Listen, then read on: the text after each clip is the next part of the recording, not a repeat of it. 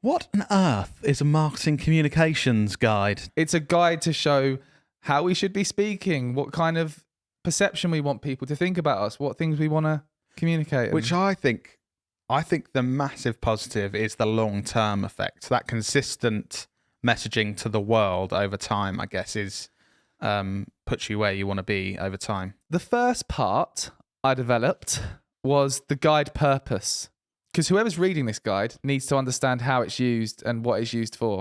So, just to give you an insight into what R says, the purpose of this document is to function as a guide for every way Knowlton communicates to the outside world. This could be content, videos, copy for posts, images, podcasts, or anything we produce that is seen by the public. Then the actual meat of the guide is broken down into 3 parts. Knowlton Content Checklist, and I'll explain what that is in a second.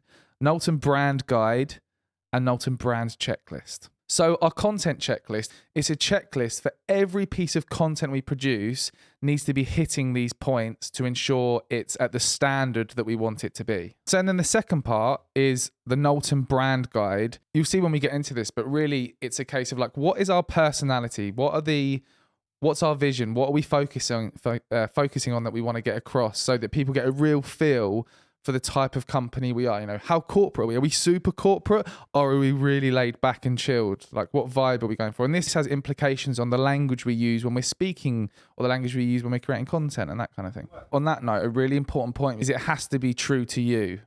Like, you can't just say, we want to be perceived as this thing that completely isn't what you are. So it needs to be super aligned. We started by having this session where we were like, what are we and what do we want to be? I think that's important. What do we want to be? Because there may be things that you aspire to. If you have a meeting about this, you might be saying, we want people to think we're fun. If you're not fun at the moment, I think first take the actions to try and be fun. I think just saying it and then communicating it to the world, you might get some short-term benefits, but people will see through it. So then the third part is the Knowlton Brand Checklist. Now, this is something that you really had an input with to make sure we're doing this. And this is basically the key things Knowlton we want to be known for. You know, when people are watching our videos, reading the copy of our posts, what messages do we want to get across to the outside world? And that comes from our business goals. So we've got goals of becoming the most creative agency in the UK. So we've got things in place of how we can maximize creativity coming out of our business. And therefore, that's something we want to communicate.